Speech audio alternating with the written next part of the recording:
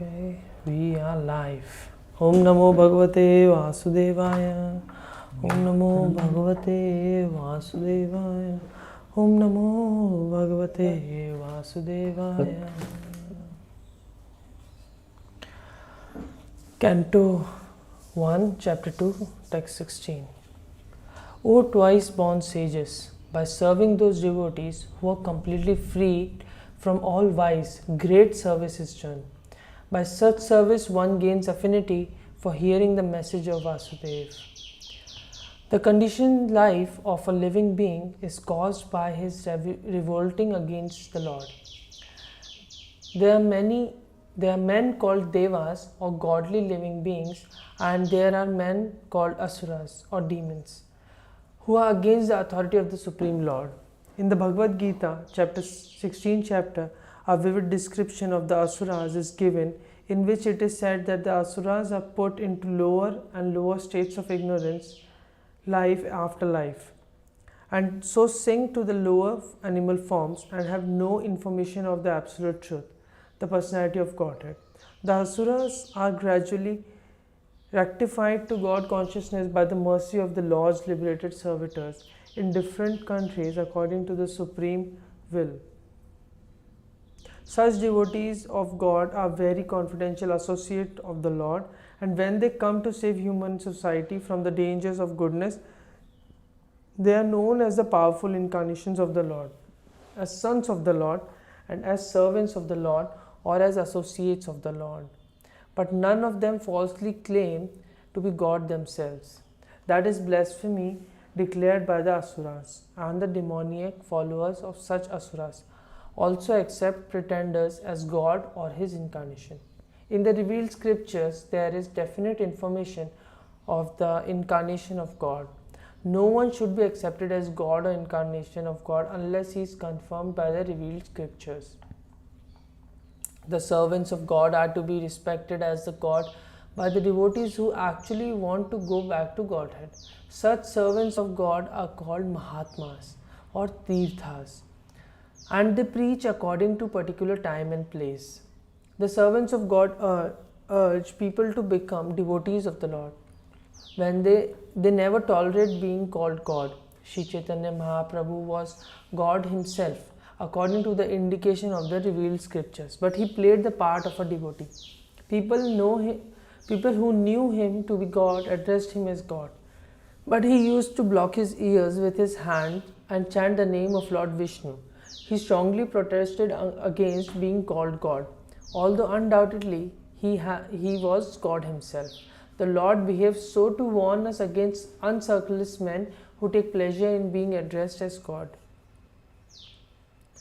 The servant of God come to propagate God consciousness, and intelligent people should cooperate with them in every respect.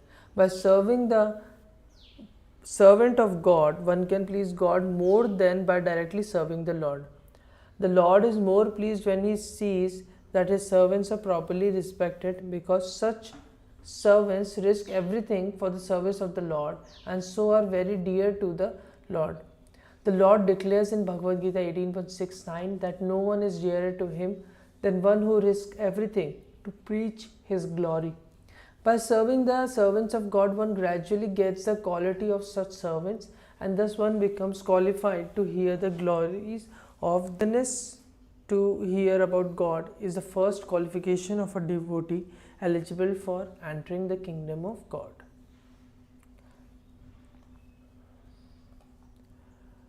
Shri Krishna, the personality of Godhead, who is Paramatma, Super Soul, in everyone's heart and the benefactor of the truthful devotee, cleanses desire for material enjoyment from the heart of the devotee, who has developed the urge to hear his messages, which are in themselves virtuous when properly heard and chanted. Srila Prabhupada has spoken.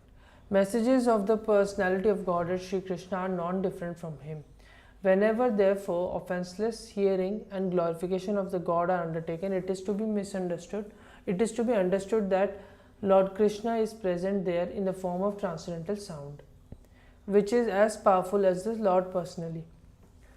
Sri Chaitanya Mahaprabhu in his Shiksha Ashtaka declares that the holy name of the Lord has all the potencies of the Lord and that he has endowed his innumerable names with the same potency. There is no rigid fixed time, and anyone can chant the holy name with attention and reverence at his convenience. The Lord is so kind to us that he can be present before us personally in the form of transcendental sound. But unfortunately, we have no taste for hearing and glorifying the Lord's names and activities. We have already discussed developing a taste for hearing and chanting the holy sound. It is done through the medium of service to the pure devotees of the Lord. The Lord is reciprocally respondent to his devotees. When he sees that a devotee is completely sincere in getting admittance to the transcendental service of the Lord and has thus become eager to hear about him, the Lord acts from within the devotee in such a way that the devotee may easily go back to him. The Lord is more anxious to take us back into his kingdom than we can desire. Most of us do not desire at all to go back to Godhead. Only a very few men want to go back to Godhead. But anyone who desires to go back to Godhead, Shri Krishna helps in all respects. One cannot enter the kingdom of God unless one is perfectly cleared of all sins. The material sins are products of our desires to lord it over the material nature. It is very difficult to get rid of such desires. Women and wealth are very difficult problems for the devotee making progress on the path back to Godhead.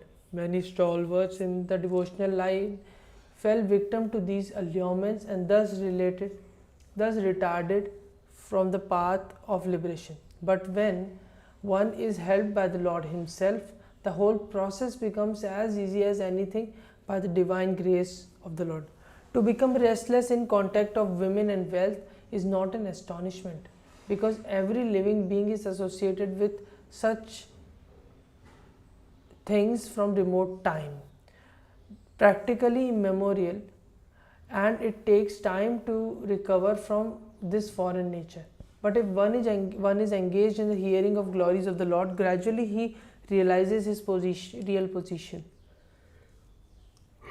By the grace of God, such a devotee gets sufficient strength to defend himself from the state of disturbances, and gradually all disturbing elements are eliminated from his mind. By regular attendance in the classes on the Bhagavatam and by rendering service to the pure devotee, all that is troublesome to the heart is almost completely destroyed, and loving service unto the personality of Godhead, who is praised with the transcendental songs, is established as an irrevocable fact. Here is the remedy for eliminating all inauspicious things within the heart which are considered to be obstacles in the path of self-realization. The remedy is the association of Bhagavatas. There are two types of Bhagavatas, namely the book Bhagavata and the devotee Bhagavata. Both the Bhagavatas are completely competent remedies, and both of them or either of them can be good enough to eliminate the obstacles. A devotee Bhagavata is as good as the book Bhagavata, because the devotee Bhagavata leads his life in terms of book Bhagavata, and the book Bhagavata is full of information about the personality of Godhead and his pure devotees who are also Bhagavatas. Bhagavata book and person are identical. The devotee Bhagavata is direct representative of Bhagavan. The devotee Bhagavata is the direct representative of Bhagavan, the personality of Godhead. So by pleasing the devotee Bhagavata, one can receive the benefit of the book Bhagavata. Human reason fails to understand how by serving the devotee Bhagavata or the book Bhagavata one gets gradual promotion to the path of devotion. But actually these are facts explained by Srila Narada Dev, who happened to be a maid servant's son in his previous life. The maid servant was engaged in the menial services of the sages, and thus he also came in contact with them. And simply by associating with them and accepting the remnants of foodstuffs left by the sages, the son of maid servant got chance to become the great devotee and personality Srila Naradev. These are the miraculous effects of the association of Bhagavatas. And to understand these effects practically, it should be noted that by such sincere association of the Bhagavatas, one is sure to receive transcendental knowledge very easily, with the result that he becomes fixed in the devotional service of the Lord. The more progress is made in devotional service under the guidance of the Bhagavatas, the more one becomes fixed in the transcendental loving service of the Lord. The messages of the book Bhagavata therefore have to be received from the devotee Bhagavata. And the combination of these two Bhagavatas will help the neophyte devotee to make progress on and on. As soon as irrevocable loving service is established in the heart, the effects of nature's mode of passion, ignorance such as lust, desire and hankering disappear from the heart. Then the devotee is established in goodness and he becomes completely happy. A living being in his normal constitutional position is fully satisfied in spiritual bliss. This state of existence is called Brahma Bhuta or Atmananda, or the state of self-satisfaction. The self-satisfaction is not like the satisfaction of an inactive fool. The inactive fool is in the state of foolish ignorance, whereas the self-satisfied Atmanandi is transcendental to the material state of existence. This stage of perfection is attained as soon as one is fixed in irrevocable devotional service. Devotional service is not inactivity, but the unalloyed activity of the soul. The soul's activity becomes adulterated in contact with matter, and as such the diseased activities are expressed in the form of lust, desire, hankering, inactivity, foolishness and sleep. The effect of devotional service becomes manifest by complete elimination of these effects of passion and ignorance. The devotee is fixed at once in the mode of goodness, and he makes further progress to rise to the position of Vasudev, or the state of unmixed sattva or Shuddha sattva.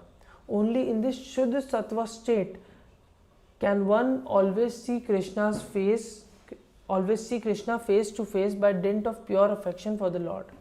A devotee is always in the mode of unalloyed goodness, therefore he harms no one. But the non-devotee, however educated he may be, is always harmful. A devotee is neither foolish nor passionate.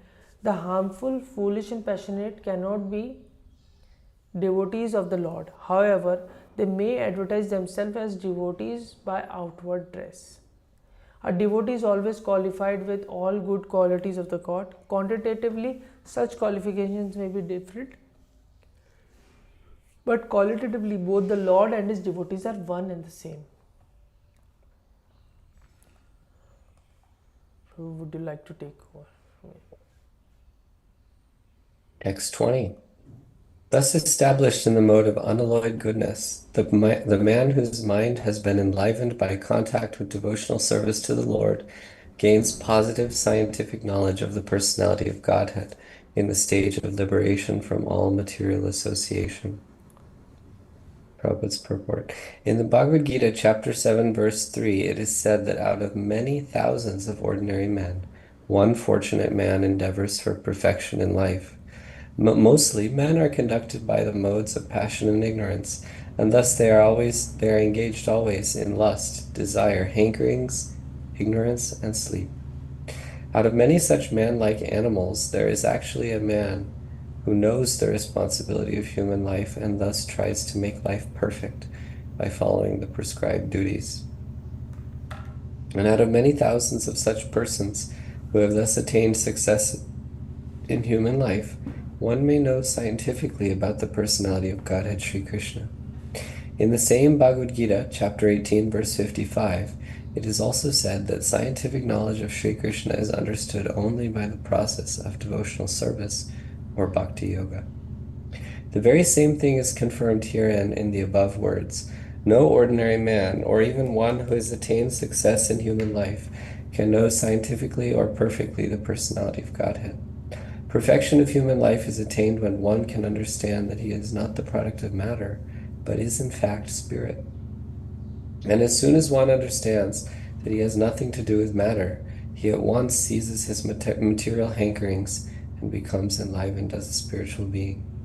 This attainment of success is possible when one is above the modes of passion and ignorance, or in other words, when one is actually a Brahmana by qualification. A Brahmana is the symbol of Sattva Gun, or the mode of goodness, and others who are not in the mode of goodness are either Kshatriyas, Vaishyas, Shudras, or less than the Shudras. The Brahminical stage is the highest stage of human life because of its good qualities. So one cannot be a devotee unless one at least qualifies as a Brahmana. The devotee is already a Brahmana by action, but that is not the end of it. As referred to above, such a Brahmana has to become a Vaishnava, in fact, to be actually in the transcendental stage. A pure Vaishnava is a liberated soul and is transcendental even to the position of a Brahmana.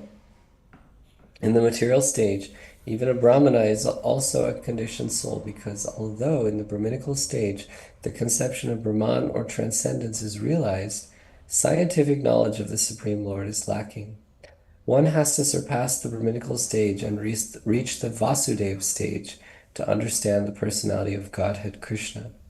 The science of the personality of Godhead is the subject matter for study by the postgraduate students in the spiritual line. Foolish men, or men with a poor fund of knowledge, do not understand the Supreme Lord, and they interpret Krishna according to their respective whims. The fact is, however, that one cannot understand the science of the personality of Godhead unless one is freed from the contamination of the material modes, even up to the stage of a Brahmana. When a qualified Brahmana factually becomes a Vaishnava, in the enlivened state of liberation, he can know what is actually the personality of Godhead. Text 21. Thus the nut in the heart is pierced, and all misgivings are cut to pieces. The chain of fruitive actions is terminated when one sees the self as master. Purport. Attaining scientific knowledge of the personality of Godhead means seeing one's own self simultaneously. As far as the identity of the living being as spirit self is concerned, there are a number of speculations and misgivings. The materialist does not believe in the existence of the spirit self, and empiric philosophers believe in the impersonal feature of the whole spirit without individuality of the living beings. But the transcendentalists affirm that the soul and the supersoul are two different identities, qualitatively one, but quantitatively different.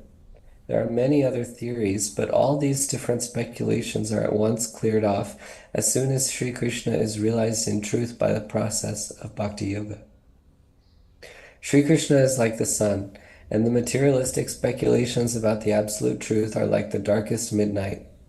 As soon as the Krishna sun is arisen within one's heart, the darkness of materialistic speculations about the absolute truth and the living beings is at once cleared off.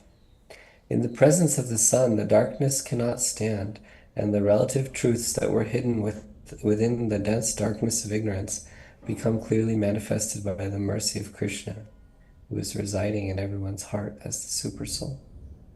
In the Bhagavad Gita, chapter 10, verse 11, the Lord says that in order to show special favor to his pure devotees, he personally eradicates the dense darkness of all misgivings by switching on the light of pure knowledge within the heart of a devotee.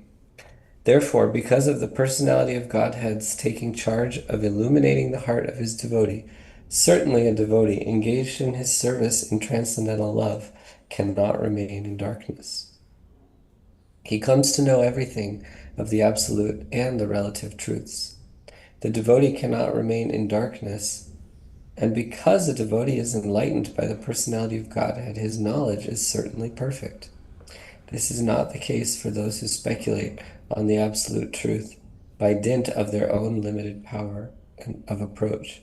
Perfect knowledge is called parampara, or deductive knowledge coming down from the authority to the submissive oral receiver who is bona fide by service and surrender. One cannot challenge the authority of the Supreme and know him also at the same time. He reserves the right of not being exposed to such a challenging spirit of an insignificant spark of the whole, a spark subjected to the control of illusory energy. The devotees are submissive, and therefore the transcendental knowledge descends from the personality of Godhead to Brahma, and from Brahma to his sons and disciples in succession. This process is helped by the supersoul within such devotees. That is the perfect way of learning transcendental knowledge. This enlightenment perfectly enables the devotee to distinguish spirit from matter, because the knot of spirit and matter is untied by the Lord. This knot is called ahankara, and it falsely obliges a living being to become identified with matter. As soon as this knot is loosened, therefore, all the clouds of doubt are at once cleared off. One sees his master and fully engages himself in the transcendental loving service of the Lord, making a full termination of the chain of fruitive action. In material existence, a living being creates his own chain of fruitive work and enjoys the good and bad effects of those actions life after life. But as soon as he engages himself in the loving service of the Lord, he at once becomes free from the chain of karma. His actions no longer create any reaction. Text 22. Certainly, therefore, since time immemorial, all transcendentalists have been rendering devotional service to Lord Krishna, the personality of Godhead, with great delight, because such devotional service is enlivening to the self. Srila Prabhupada's purport. The specialty of devotional service unto the personality of Godhead, Lord Sri Krishna, is specifically mentioned herein.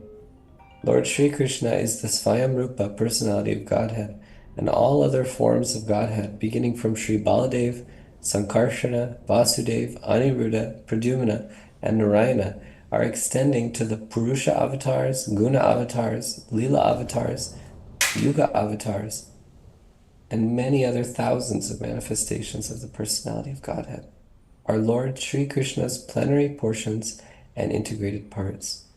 The living entities are separated parts and parcels of the personality of Godhead. Therefore, Lord Sri Krishna is the ultimate original form of Godhead, and he is the last word in transcendence. Thus, he is more attractive to the higher transcendentalists who participate in the eternal pastimes of the Lord. In forms of the personality of Godhead other than Sri Krishna and Baladev, there is no facility for intimate personal contact, as in the transcendental pastimes of the Lord at Vrajabhumi. The transcendental pastimes of Lord Sri Krishna are not newly accepted, as argued by some less intelligent persons.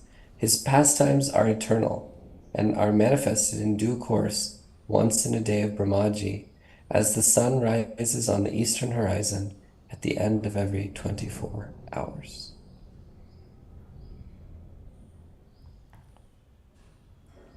Hare Krishna. The transcendental personality of Godhead is indirectly associated with the three modes of material nature, namely passion, goodness, and ignorance. And just for the material world's creation, maintenance, and destruction, he accepts the three qualitative forms of Brahma, Vishnu, and Shiva. And of these three, all human beings can derive ultimate benefit from Vishnu, the form of the quality of goodness. Srila Prabhupada's purport. That Lord Sri Krishna, by his plenary parts, should be rendered devotional service, as explained above, is confirmed by this statement. Lord Sri Krishna and his plenary parts are Vishnu Tattva, or the Lordship of Godhead. From Sri Krishna, the next manifestation is Baladev. From Baladev is Sankarshan, and from Sankarshan is Narayan. And from Narayan there is second Sankarshan, and from this Sankarshan the Vishnu Purusha avatars. The Vishnu, or the deity of the quality of goodness in the material world, is the Purusha known as Kshirodakshay Vishnu or Paramatma. Brahma is the deity of Rajas, and Lord Shiva is ignorance. They are the three departmental heads of the three qualities of the material world. Creation is made possible by Brahma's quality of passion and his endeavor. It is maintained by the goodness of Vishnu, and when it requires to be destroyed, Lord Shiva does it by the Tandav Nritya. The materialist and the foolish human beings worship Brahma and Shiva respectively, but the pure transcendentalists worship the forms of goodness Vishnu in his various forms. Vishnu is manifested by his millions and billions of integrated forms and separated forms. The integrated forms are called Godheads, and the separated forms are called the living entities or the Jivas. Both the Jivas and Godhead have their original forms. Jivas are sometimes subjected to the control of material energy, but the Vishnu forms are always controllers of this energy. When Vishnu, the personality of Godhead, appears in the material world, he comes to deliver the conditioned living beings who are under the material energy. Such living beings appear in the material world with intentions of being lords, and thus they become entrapped by the three modes of nature. As such, the living entities have to change their material coverings for undergoing different terms of imprisonment. The prison house of the material world is created by Brahma under the instruction of the personality of Godhead, and at the construction of a kalpa, the whole thing is destroyed. And at the conclusion of the kalpa, the whole thing is destroyed by Shiva. But as far as maintenance of the prison house is concerned, it is done by Vishnu as much as the state prison house is maintained by the state. Anyone therefore who wishes to get out of this prison of material existence, which is full of miseries like repetition of birth, death, disease, old age, must please Lord Vishnu for such liberation. Lord Vishnu is worshipped by devotional service only, and if anyone has to continue prison life in the material world, he may ask for relative facilities for temporary relief from the different demigods like Shiva, Brahma, Indra and Varuna. No demigod, however, can release the imprisoned living being from the conditioned life of material existence. This can be done only by Vishnu. Therefore, the ultimate benefit may be derived from Vishnu, the personality of Godhead. 24. Firewood is transformation of earth, but smoke is better than the raw wood. And fire is still better, for by fire we can derive the benefits of superior knowledge through Vedic sacrifices. Similarly, passion, rajas, is better than ignorance, tamas, but goodness, sattva, is better because by goodness one can come to realize the absolute truth. As explained above, one can get released from the conditioned life of material existence by devotional service to the personality of Godhead. It is further comprehended herein that one has to rise to the platform of the mode of goodness, sattva, so that one can be eligible for devotional service of the Lord. But if there are impediments on the progressive path, anyone, even from the platform of tamas, can gradually rise to sattva platform by the expert direction of the spiritual master. Sincere candidates must therefore approach an expert spiritual master for such a progressive march, and the bona fide expert spiritual master is competent to direct a disciple from any stage of life, tamas, rajas, sattva. It is a mistake therefore to consider that worship of any quality or any form of Supreme Personality of Godhead is equally beneficial. Except Vishnu, all separated forms are manifested under the conditions of material energy, and therefore the forms of material energy cannot help anyone to rise to the platform of sattva, which alone can liberate a person from material bondage. The uncivilized state of life or the life of the lower animals is controlled by the mode of tamas. The civilized life of men with a passion for various types of material benefits is the stage of rajas. The rajas stage of life gives a slight clue to the realization of the absolute truth in the form of fine statements in philosophy, art, culture with moral and ethical principles. But the mode of sattva is a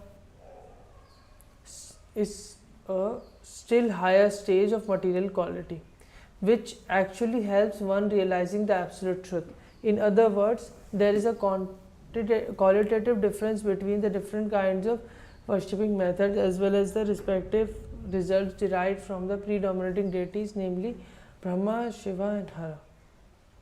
25. Previously, all the great sages rendered service unto personality of Godhead due to his existence above the three modes of material nature. They worshipped him to become free from material condition and thus derive the ultimate benefit. Whoever follows such authorities is also eligible for liberation from the material world. Purpose. The purpose of performing religion is neither to profit by material gain nor to get simple knowledge of discerning matter from spirit. The ultimate aim of religious performances is to release oneself from material bondage and regain the life of freedom in the transcendental world, where the personality of Godhead is the supreme person. Laws of religion, therefore, are directly enacted by the personality of Godhead, and except for the Mahajanas or the authorized agent of the Lord, no one knows the purpose of religion. There are 12 particular agents of the Lord who know the purpose of religion, and all of them renders transcendental service unto him. Persons who derive their own good may follow these Mahajans and thus attain the supreme benefit. 29. Those who are serious about liberation are certainly non-envious. They respect all, yet they reject horrible and ghastly forms of demigods and worship the all blissful form of Lord Vishnu and his plenary portions. Srila Prabhupada's purport. The Supreme Personality of Godhead, Sri Krishna, who is original person of Vishnu categories, expands himself into two different categories, namely integrated plenary portions and the separated parts and parcels. The separated parts and parcels are the servitors, and the integrated plenary portions of Vishnu Tattva are the worshipful objects of service. All demigods who are empowered by the Supreme Lord are also separated parts and parcels. They do not belong to the categories of Vishnu Tattva. The Vishnu Tattva are living beings equally as powerful as the original form of the personality of Godhead, and they display different categories of power in consideration to the different times and circumstances. The separated parts and parcels are powerful by limitation. They do not have unlimited power like Vishnu Tattvas. Therefore, one should never classify the Vishnu Tattva or the plenary portions of Narayan, the personality of Godhead, in the same category with parts and parcels. If anyone does so, he becomes at once an offender by the name Pashandi. In the age of Kali, many foolish persons commit such unlawful offences and equalize the two categories. The separated parts and parcels have different positions in estimation of material powers, and some of them are like Kal Bhairav, Samshana Bhairav, Shani, Mahakali, Chandika. These demigods are worshipped mostly by those who are in the lowest categories of mode of darkness or ignorance. Other demigods like Brahma, Shiva, Surya, Ganesh and many similar deities are worshipped by men in the mode of passion, urged by the desire for material enjoyment. But those who are actually satisfied in the mode of goodness, Sattvagun, of material nature, worship only Vishnu Tattvas. Vishnu Tattvas are represented by various names, forms such as Narayana, Damodara, Vamana, Govinda, Adhokshaja. The qualified Brahmanas worship the Vishnu Tattvas represented by the Shaligram Shila. And some of the higher castes like the Kshatriyas and Vaishyas are also generally worship the Vishnu Tattvas. The qualified Brahmanas worship Vishnu Tattvas represented by the Shaligram Shila, and some of the higher castes like Kshatriyas.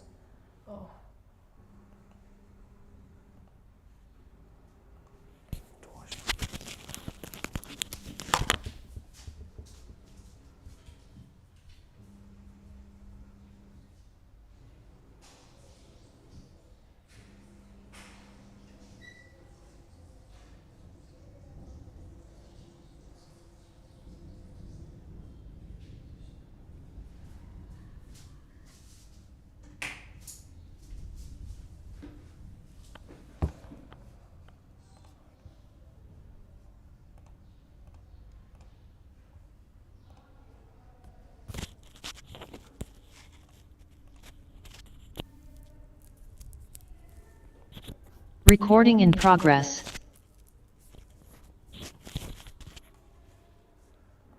Recording stopped.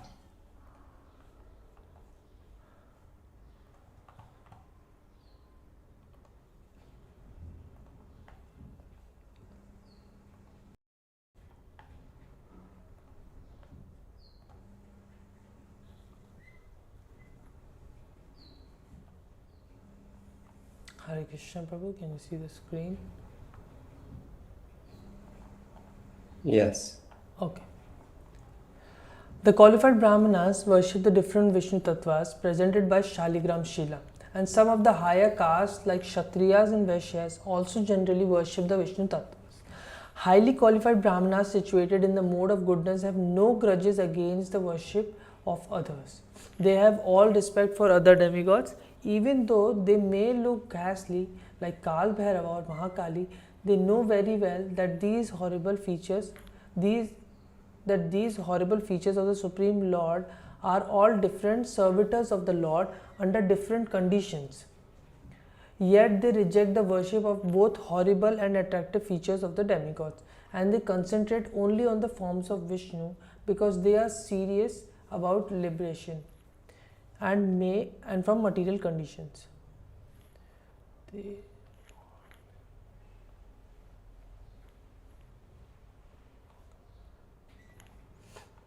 The demigods, even at the stage of Brahma, the supreme of all the demigods, cannot offer liberation to anyone. Hiranyakashipu underwent a severe type of penance to become eternal in life, but his worshipable deity, Brahma, could not satisfy him with such blessings. Therefore, Vishnu and none else is called Muktipada, or the personality of Godhead, who can bestow upon us Mukti, liberation. The demigods, being like other living entities in the material world, are all liquidated at the time of the annihilation of the material structure. They themselves unable to get liberation, and what to speak of giving liberation to their devotees. The demigods can award the worshippers some temporary benefit only, and not the ultimate one. It is for reason only that candidates for liberation deliberately reject the worship of demigods, although they have no disrespect for any one of them. Would you like to take? Yes. Those who are in the modes of passion and ignorance worship those in the same category, namely the forefathers, other living beings, and the demigods who are in charge of cosmic activities, for they are urged by a desire to be materially benefited with women, wealth, power, and progeny. Prabhupada's purport. There is no need to worship demigods of whatever category if one is serious about going back to Godhead. In the Bhagavad Gita, chapter 7, verses 20 and 23, it is clearly said that those who are mad after material enjoyment approach the different demigods for temporary benefits, which are meant for men with a poor fund of knowledge. We should never desire to increase the depth of material enjoyment. Material enjoyment should be accepted only up to the point of the bare necessities of life, and not more or less than that. To accept more material enjoyment means to bind oneself more and more to the miseries of material existence. More wealth, more women, and false aristocracy are some of the demands of the materially disposed man, because he has no information of the benefit derived from Vishnu worship. By Vishnu worship, one can derive benefit in this life as well as in life after death. Forgetting these principles, foolish people who are after more wealth, more wives, and more children worship various demigods. The aim of life is to end the miseries of life and not to increase them. For material enjoyment, there is no need to approach the demigods. The demigods are but servants of the Lord. As such, they are duty-bound to supply necessities of life in the form of water, light, air, etc. One should work hard and worship the Supreme Lord by the fruits of one's hard labor for existence, and that should be the motto of life. One should be careful to execute occupational service with faith in God in the proper way, and that will lead one gradually on the progressive march back to Godhead.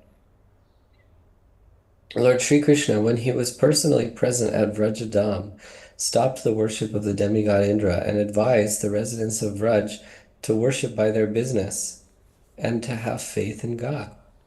Worshipping the multi-demigods for material gain is practically a perversity of religion. This sort of religious activity has been condemned in the very beginning of the Bhagavatam as Kaitava Dharma. There is only one religion in the world to be followed by one and all, and that is the Bhagavat Dharma, or the religion which teaches one to worship the Supreme Personality of Godhead and no one else. In the revealed scriptures, the ultimate object of knowledge is Sri Krishna, the Personality of Godhead. The purpose of performing sacrifice is to please him. Yoga is for realizing him. All fruitive activities are ultimately rewarded by him only. He is supreme knowledge, and all severe austerities are performed to know him. Religion, or dharma, is rendering loving service unto him. He is the supreme goal of life. Purport. That Sri Krishna, the Personality of Godhead, is the only object of worship is confirmed in these two shlokas. In the Vedic literature, there is the same objective, establishing one's relationship and ultimately reviving our lost, loving service unto him. That is the sum and substance of the Vedas. In the Bhagavad Gita, the same theory is confirmed by the Lord in his own words. The ultimate purpose of the Vedas is to know him only. All the revealed scriptures are prepared by the Lord through his incarnation in the body of Srila Vyasadeva, just to remind the fallen souls, conditioned by material nature, of Sri Krishna, the Personality of Godhead. No demigod can award freedom from material bondage. That is the verdict of all the Vedic literatures. Impersonalists who have no information of the Personality of Godhead minimize the omnipotency of the Supreme Lord and put him on equal footing with all other living beings. And for this act, such impersonalists get freedom from material bondage only with great difficulty. They can surrender unto him only after many, many births in the culture of transcendental knowledge. One may argue that the Vedic activities are based on sacrificial ceremonies. That is true, but all such sacrifices are also meant for realizing the truth about Vasudeva. Another name of Vasudeva is yajna, sacrifice, and in the Bhagavad Gita it is clearly stated that all sacrifices and all activities are to be conducted for the satisfaction of yajna, or Vishnu, the Personality of Godhead. This is the case also with the yoga systems. Yoga means to get into touch with the Supreme Lord. The process, however, includes several bodily features such as asana, dhyana, pranayama, and meditation, and all of them are meant for concentrating upon the localized aspect of Vasudeva represented as Paramatma. Paramatma realization is but partial realization of Vasudeva, and if one is successful in that attempt, one realizes Vasudeva in full. But by ill luck, most yogis are stranded by the powers of mysticism achieved through the bodily process. Ill-fated yogis are given a chance in the next birth by being placed in the families of good learned brahmanas or in the families of rich merchants in order to execute the unfinished task of Vasudeva realization. If such fortunate brahmanas and sons of rich men properly utilize the chance, they can easily realize Vasudeva by good association with saintly persons. Unfortunately, such preferred persons are captivated again by material wealth and honor, and thus they practically forget the aim of life. This is also so for the culture of knowledge. According to Bhagavad Gita, there are 18 items in culturing knowledge.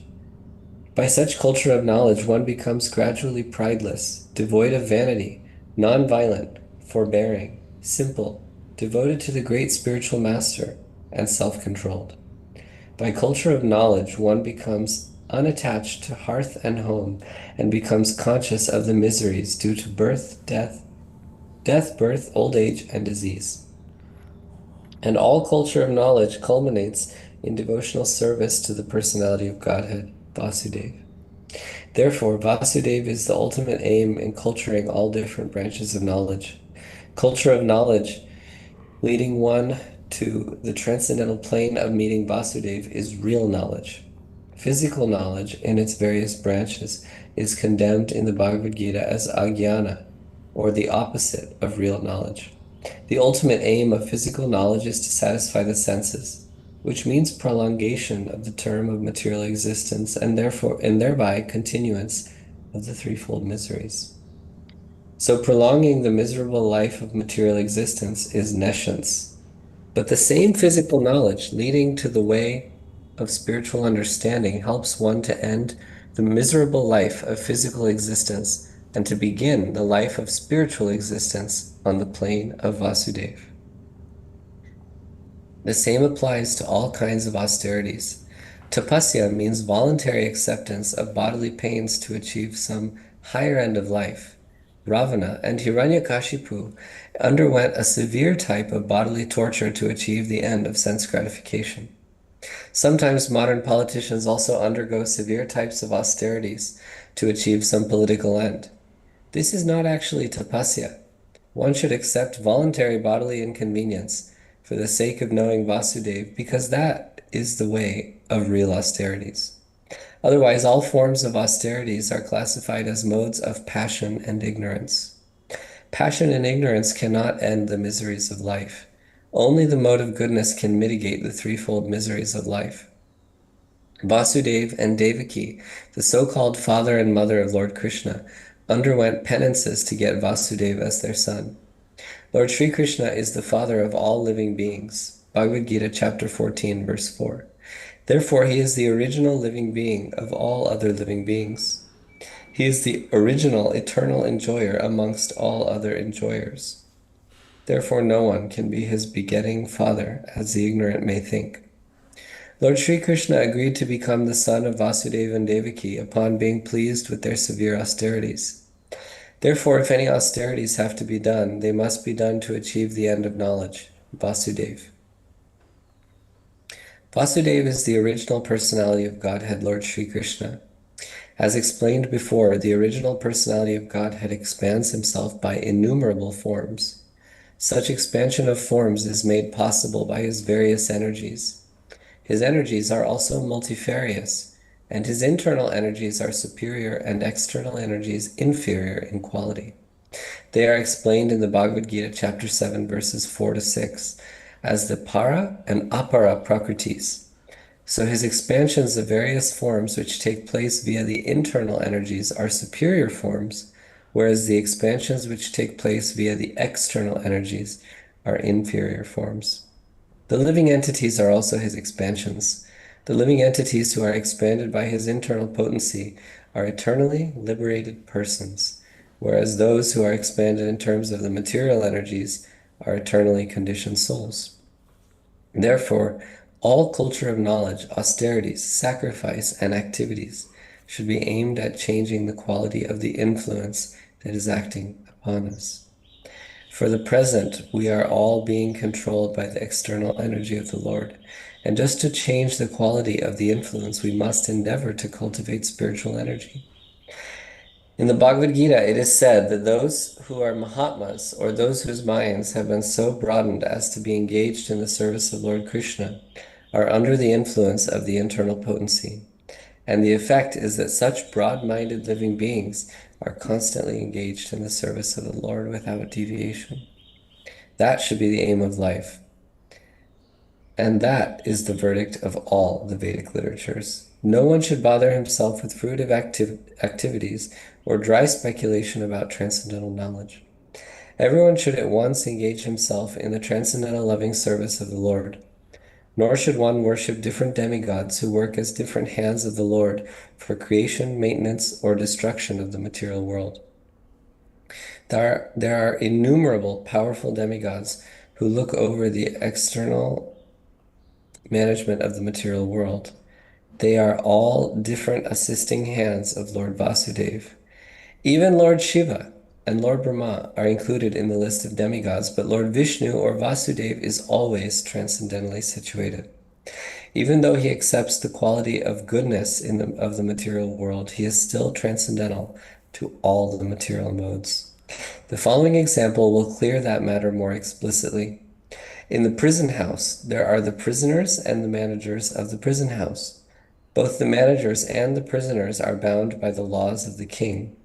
But even though the king sometimes comes in the prison, he is not bound by the laws of the prison house. The king is therefore always transcendental to the laws of the prison house, as the Lord is always transcendental to the laws of the material world. Text 30. In the beginning of the material creation, that absolute personality of Godhead, Vasudeva, in his transcendental position, created the energies of cause and effect by his own internal energy. Purport. The position of the Lord is always transcendental because the causal and effectual energies required for the creation of the material world were also created by him. He is unaffected, therefore, by the qualities of the material modes. His existence, form, activities, and paraphernalia all existed before the material creation. He is all spiritual and has nothing to do with the qualities of the material world, which are qualitatively distinct from the spiritual qualities of the Lord. Text 31.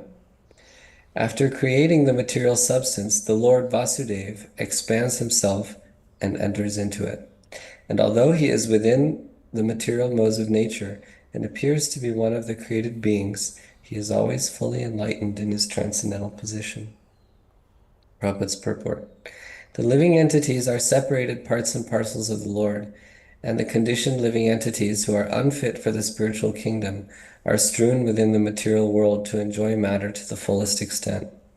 As Paramatma and eternal friend of the living entities, the Lord, by one of his plenary portions, accompanies the living entities to guide them in their material enjoyment and to become witness to all activities. While the living entities enjoy the material conditions, the Lord maintains his transcendental position without being affected by the material atmosphere. In the Vedic literatures, or Shruti, it is said that there are two birds in one tree. One of them is eating the fruit of the tree while the other is witnessing the actions. The witness is the Lord, and the fruit eater is the living entity. The fruit eater, or living entity, has forgotten his real identity and is overwhelmed in the fruitive activities of the material conditions. But the Lord, or Paramatma, is always full in transcendental knowledge. That is the difference between the supersoul and the conditioned soul. The conditioned soul, the living entity, is controlled by the laws of nature, while the Paramatma, or the supersoul, is the controller of the material energy. Would you like to read? Definitely. 32. The Lord as the super soul pervades all things, just as fire permeates wood, and so he appears to be of many varieties, though he is the absolute one without a second. Perfect. Lord Vasudeva, the Supreme Personality of Godhead, by one of his plenary paths expands himself all over the material world, and his existence can be perceived even within the atomic energy. Matter, antimatter, proton, neutron, etc. are all different effects of the Paramatma feature of the Lord. As the wood, fire can be manifested, as from wood, fire can be manifested, or as butter can be churned out of milk, so also presence of the Lord as Paramatma can be felt by the process of legitimate hearing and chanting of the transcendental subjects, which are especially treated in the Vedic literatures like Upanishads and Vedanta. Śrīmad-Bhāgavatam is the bona fide explanation of these Vedic literatures. The Lord can be realized through the oral reception of the transcendental message, and that is the only way to experience the transcendental subject. As fire is kindled from wood by another fire, the divine consciousness of a man can similarly be kindled by another divine grace. His divine grace, the spiritual master, can kindle the spiritual fire from wood-like living entity by imparting proper spiritual messages injected through the receptive ear. Therefore, one is required to approach the proper spiritual master with receptive ears only, and thus divine existence is gradually realized. The difference between animality and humanity lies in the process only. A human can hear properly, whereas an animal cannot. 33. The super soul enters into the bodies of created beings who are influenced by the modes of material nature and causes them to enjoy the effects of these modes by the subtle mind. There are 84 lakhs or 8,400,000 species of living beings, beginning from the highest intellectual being Brahma down to the insignificant ant, and all of them are enjoying the material world according to the desires of the subtle mind and gross material body. The gross material body is based on the conditions of the subtle mind, and the senses are created according to the desire of the living being. The Lord as Paramatma helps the living being to get material happiness, because the living being is helpless in all respects in obtaining what he desires. He proposes and the Lord disposes. In other sense, the living beings are part and parcels of the Lord. They are therefore one with the Lord. In the Bhagavad Gita, the living beings in all varieties of bodies have been claimed by the Lord as his sons. Sufferings and enjoyment of the sons are indirectly the sufferings and enjoyments of the father. Still, the father is not in any way affected directly by the suffering and enjoyment of the son. He is so kind that he constantly remains with the living being as Paramatma and always tries to convert the living being towards the real happiness. Thus, the Lord of the universe maintains all planets inhabited by demigods, man, and lower animals. Assuming the roles of incarnations, he performs pastimes to reclaim those in the mode of pure goodness. There are innumerable material universes, and in each and every universe there are innumerable planets inhabited by different grades of living entities in different modes of nature. The Lord Vishnu incarnates himself in each and every one of them and in each and every type of living society. He manifests his transcendental pastimes amongst them just to create the desire to go back to Godhead. The Lord does not change his original transcendental position, but he appears to be differently manifested according to the particular time, circumstances, and society. Sometimes he incarnates himself or empowers a suitable living being to act for him. But in either case, the purpose is the same. The Lord wants the suffering living being to go back home, back to Godhead. The happiness which the living beings are hankering for is not to be found within any corner of the innumerable universes of the material planets. The eternal happiness which the living being wants is obtainable in the kingdom of God, but the forgetful living being under the influence of the material modes have no information of the kingdom of God. The Lord therefore comes to propagate the message of kingdom of God, either personally as an incarnation or through his bona fide representative as the good Son of God. Such incarnations or Son of God are not making propaganda for going back to Godhead only within the human society. Their work is also going on in all types of societies amongst demigods and those other than human beings. Thus ends the Bhakti Vedanta purports of first canto, second chapter of Śrīmad-Bhāgavatam, entitled Divinity and Divine Service. Om Namo Bhagavate Vasudevaya. Jai Srila Prabhupada, Jai Srila Gurudev. And